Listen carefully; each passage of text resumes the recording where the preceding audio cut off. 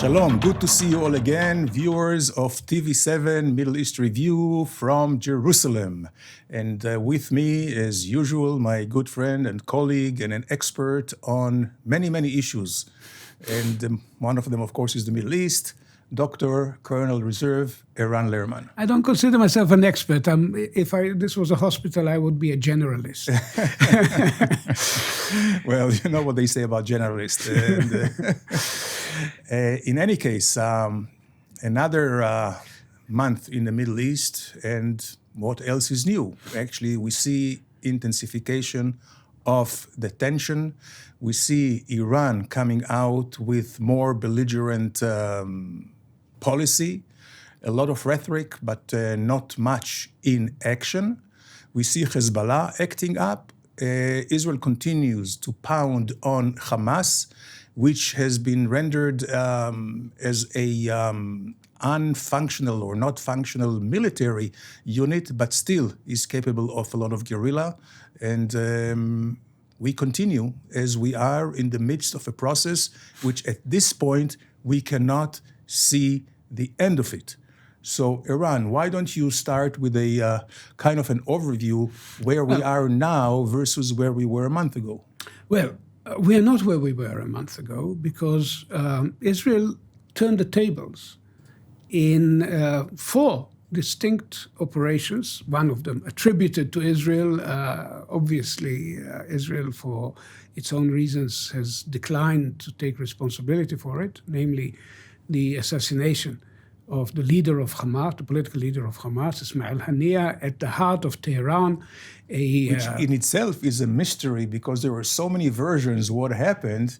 And I think the Americans adopted, without any necessarily basis on facts, the issue of not violating Iran's sovereignty in order to keep Iran at bay. But I don't think the Iranians were convinced. Well, the long and the short of it, I think this is better left to spy fiction writers, and maybe 30 years from now, 50 years from now, when the archives open and people tell stories.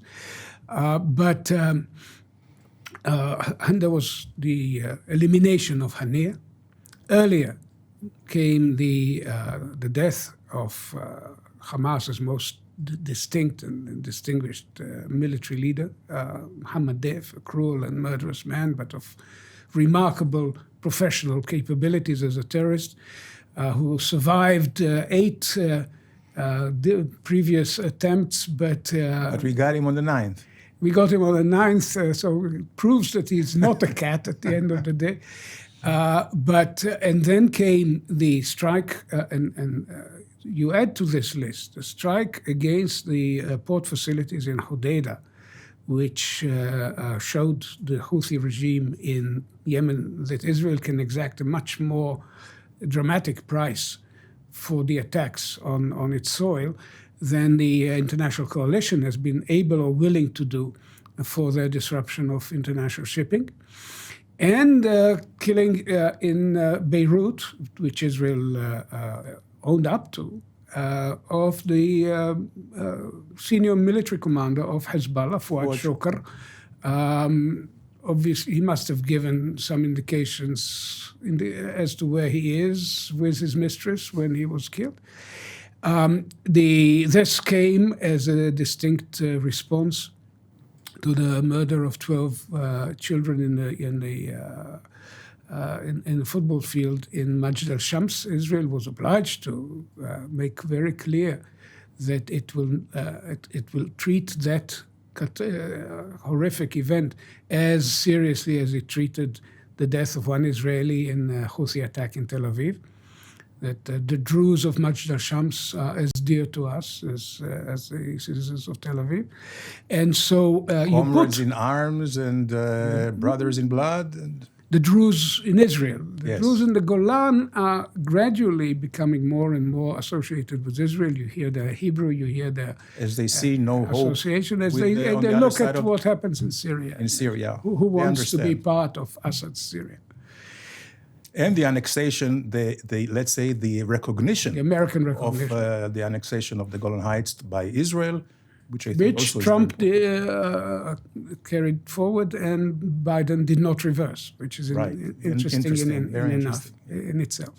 He did reverse other Trump decisions. Not this and not Jerusalem. Not this and not Jerusalem, right.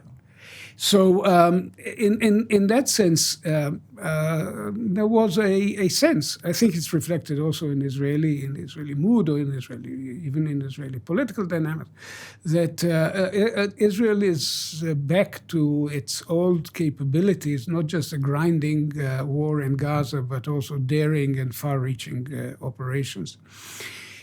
And even more interesting was the evolution over the last few weeks of the question of revenge. There was a lot of talk about revenge. And as it was delayed again and again, there were two narratives, both of which have some validity. One said the Iranians, Hezbollah, and the Houthis have a problem. The problem is not just that Israel is well prepared and determined to retaliate heavily against any major attack on its soil, but also the Americans came in a very dramatic fashion. Regardless of the tensions between Netanyahu and Biden over other issues such as the future of Gaza and the situation in the West Bank, the Americans were committed to prevent Iran and its proxies from broadening the scope of the war. So basically there was a problem for the Iranian-led coalition of proxies. On the other hand, there was also their version of it, which is we enjoy playing on the Israelis' nerves. Every day that passes in uncertainty and confusion. That would be a poor man's deterrence, no? It's kind of a makeshift deterrence. I think it's quite pathetic, wouldn't you say? Well, I don't know if it was. I thought at the end of the day that this was essentially a cop-out, a way of explaining to themselves why they hesitate. Because life in Israel, and you and I know it, we live here, continues in a very routine way. More or less life was normal. The military was on high alert, but life was going on as usual. Flights were coming in and out from Ben Gurion Airport, and the economy there was quite a number of foreign carriers who canceled their flights, and there was a disruption. I had a flight to Europe canceled by I only fly El Al, by the way, now. So, yes, I had it canceled by an Israeli company that hires foreign crews or whatever. Sure. So, but there was disruption. There was tension. There was, I think, some economic impact. But at the end, minimal. Anyone who underestimates the resilience of the Israeli people because they read the headlines of the Israeli media and all the political tensions and the internal turmoil and all of it, they do it at their own peril. That's what happened to Hamas on the 7th of October. They thought they would, this one blow will cause Israeli society to disintegrate, and the opposite happened. Yahya Sinwar, boasting that he knows best the Israeli psyche, the Israeli spirit, he knows more than anything else. I guess his routine was always to listen to the Israeli news, especially the 8 o'clock prime time in the evening, television. And here he really failed miserably. He certainly had fantasies about Israeli society collapsing under one blow, and more or less the opposite happened. We still have our fissures, political difficulties, serious problems with Netanyahu's leadership. As one clever Israeli wrote, a man who would have been Churchill but wasn't. but at the end of the day, the deep grain of Israeli society is quite resilient. But I think here, Eran, it's very good also to explain to our or elaborate to our viewers, Israel is a great democracy. And a noisy one. Yes.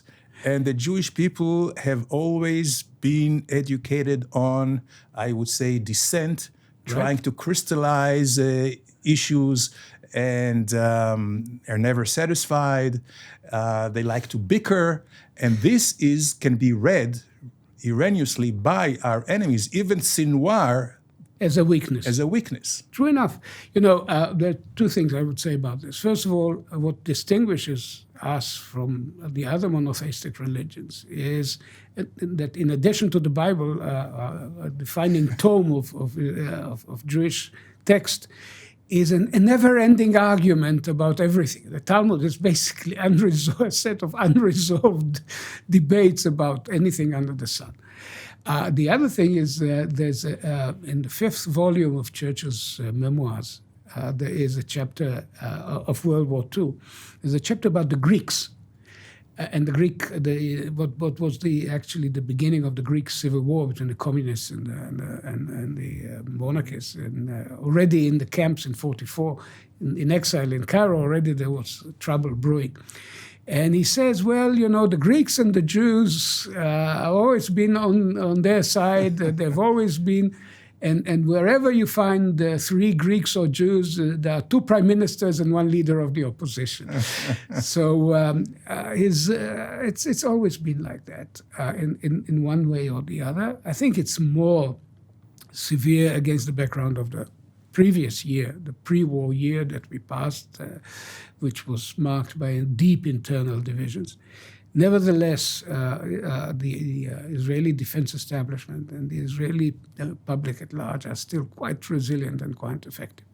And then came the morning of August 25, which was supposed to be the day of Hezbollah's revenge, which was preempted effectively and extensively by the Israeli Air Force, with the interesting result. It's always interesting that Hassan Nasrallah, who prides himself, like Sinwar, on knowing a lot about Israel and speaking the truth about the real dynamics of the situation, was actually lying through his which is quite teeth. A new phenomenon for the last just a few months, because he always was considered, even here in Israel, as someone who is not believing in all the high fantasies of previous Islamic warriors or Arab warriors believing in their own fantasies, that he was crystal clear, that he was very sober and would always tell the truth. And if he was threatening about something,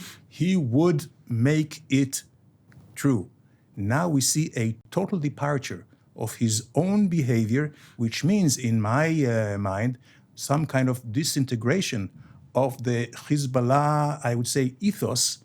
And I think that it's very hard for him to convince his own people. I mean, he is now a laughingstock in the Arab world. Yeah, he is still an effective... You've seen the chicken cartoon? Yes. One of the missiles did hit a chicken coop in the Galilee and killed a few chicken. And so they compared the death of Fuad Shukar with Operation Dajaja, the Operation KFC. It's an interesting sign that a man that used to be admired for having driven Israel out of Lebanon back in 2000 is now a laughingstock in much of the Arab world. It's not an insignificant development. It may be dangerous because it can goad him into doing something really dangerous. But in and of itself, I used to tell my younger intelligence officers in my day that when a man tells the truth, it is of limited value in terms of intelligence analysis, because it happens to be the truth. Mm-hmm. And we know it. But when somebody is lying, and of course we had some clients who lied all the time, like Yasser Arafat and others, when they're lying, it's much more interesting. Who are they lying to? Why are they lying to them? What drives the need to lie? These are rich sources of intellectual analysis. And in this case, Hassan Nasrallah's claim that he has destroyed Israeli strategic targets and so on is actually driven by his understanding that the great majority of Lebanese are against any further escalation. And so he needs to say, we won, it's over. Yeah. And that is a very interesting indication that while he is an Iranian proxy and remains an Iranian proxy, and we should presume that he would operate for Iran on the day of Iran's need, he is also under the influence of a body of public opinion in Lebanon, which is almost solidly opposed to the ruin that Hezbollah has brought upon their country. That goes back to the port blast in August 2000, and which is largely blamed on Hezbollah holding stocks of ammonium nitrate there for their 2020, yeah. 2020, sorry. Yes, and holding these stocks there because they need it for various purposes. The Cypriots arrested Hezbollah agents with ammonium nitrate, which I don't think were meant for the use in Cypriot agriculture. Right. So all of this put together creates a dynamic that Hassan Nasrallah has to take into account. Which is an interesting observation. Yeah, I would say, if you even analyze his speech of, after the attack, it was an oxymoron, a contradiction within terms, because on the one hand, he said it was a phenomenal success of Hezbollah hitting targets in Israel, but then he said, well, the second stage would be dependent upon our analysis of what was the damage. I mean, he is really beginning to, in a way, kind of becoming a little bit frayed in the seams in that sense, which goes back maybe to the fundamental issue of deterrence. I know deterrence has become almost a swear word after 7th of October, maybe rightly so. But here... It certainly needs deeper analysis and an understanding that at the end of the day, it's a very flimsy concept. It is a psychological construct. It is never solid. Right. But we still see Iran after the April 14th, which also was failure. And after that, Israeli, as you said, took out quite a few senior, including Mr. Hania, which was the chairman or the political head guy of Hamas, in the secluded official guest house of the Ayatollahs in Tehran. All these things, they were very brazen in their rhetoric, but it seems like they are quite deterred. They haven't done anything. So now the question is, the deterrence may have been out of maybe, of course, the American presence here. I mean, they sent 2 strike forces, one in the Mediterranean, one in the Gulf, which is very, very important. The don't, the famous don't of Biden. And the second thing may be the Israeli message that was given by the Americans to the Iranians that if they dare hitting Israel again and hurting civilians, the response by Israel would be, as the Americans told them, devastating, which means that the Iranians could be deterred because they are vulnerable in terms of their air defenses. Right. The urgent visit by the head of the Russian National Security Council, Shoigu, former defense minister, in Tehran was in itself an indication of Iranian concerns because they've been supporting the Russians with attack drones, but where they are deficient is in air defenses. We demonstrated this in a very, very limited but let's say meaningful strike after April 14 at a air defense facility near them nuclear in Natanz, facilities, which basically told them we can destroy your air defenses at will and then go on. And also, take this into account. Also, all their ports, seaports, airports are vulnerable. Of course, all their gas and oil installations. Har Island is as vulnerable as Hodeidah and not much further away if Israel decides to act. So that means that deterrence still has a lot of capital, if I say, a lot of value if you're showing first the capability, but also the will. And unfortunately, we have not seen, the Americans do the same. The Americans are now actually relying on Israeli deterrence, but they could have taken out the installations, the military and the, of course, nuclear installations of the Iranians many, many times in the last 10, 15 years, because the Iranians gave them a lot of excuses by attacking directly American forces. Well, we all understand that this kind of thing is not in the cards at the high point of an American election campaign.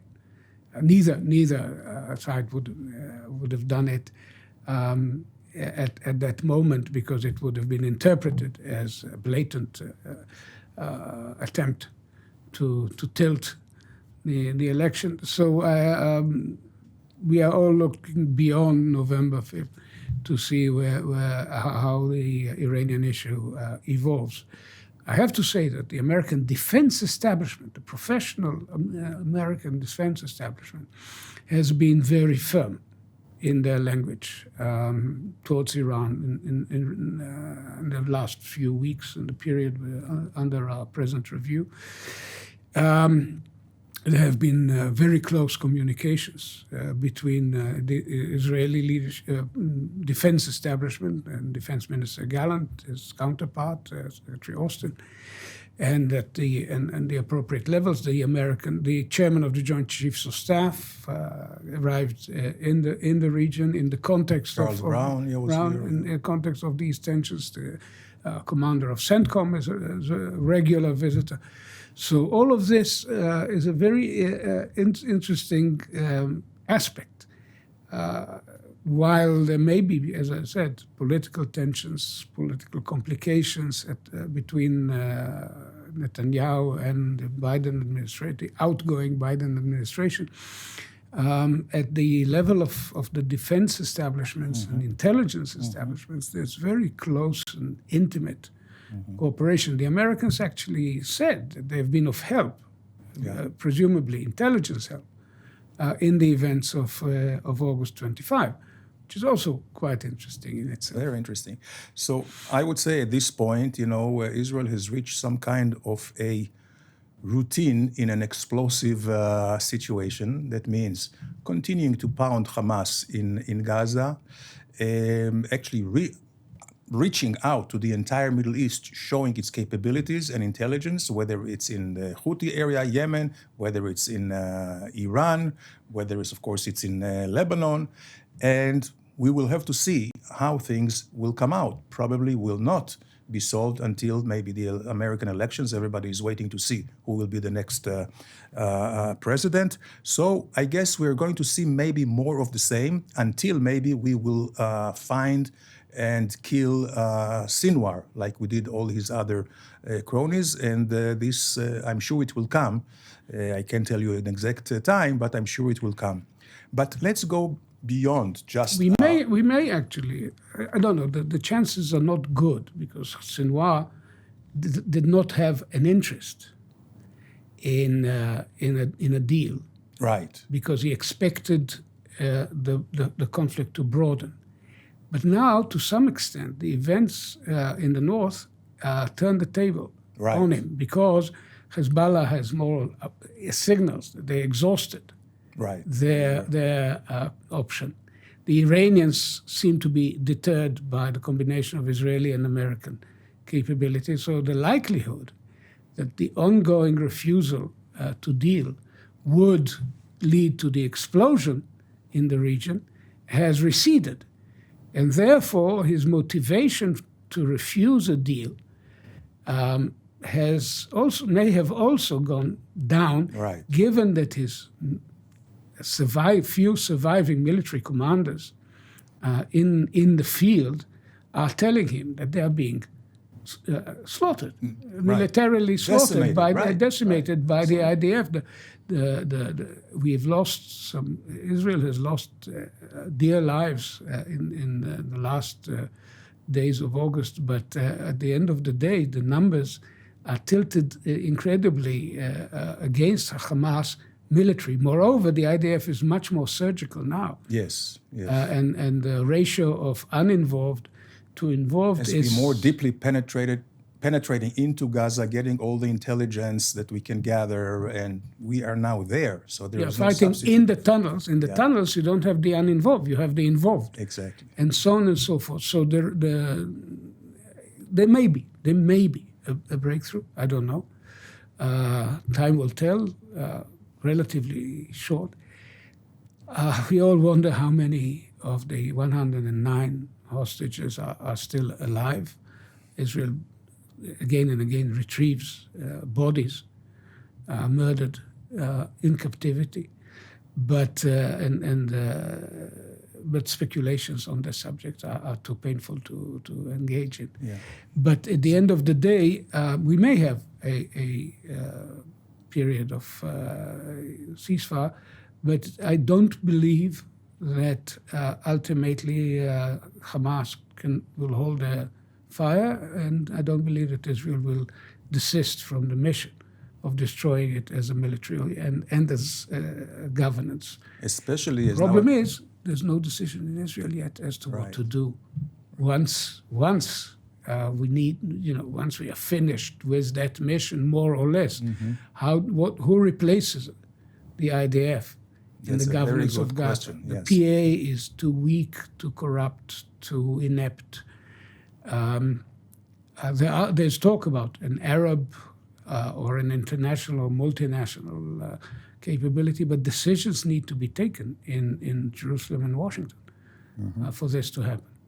So basically, Eran, I would say we are nearing the end of the show, but it seems like we are back to square one, which is the American, I would say, strategy, which was get a deal with the hostages, ceasefire. This will lead to a ceasefire in Gaza, would lead to a ceasefire with Hezbollah, would keep Iran at bay, would keep the Houthis at bay, and then it will have some quiet time until the elections in the United States, and maybe this will give everybody a chance to relax and maybe get a new order of understandings all around us. We shall see. Thank you for watching another Middle East review coming out of Jerusalem. We are always here for you at TV7.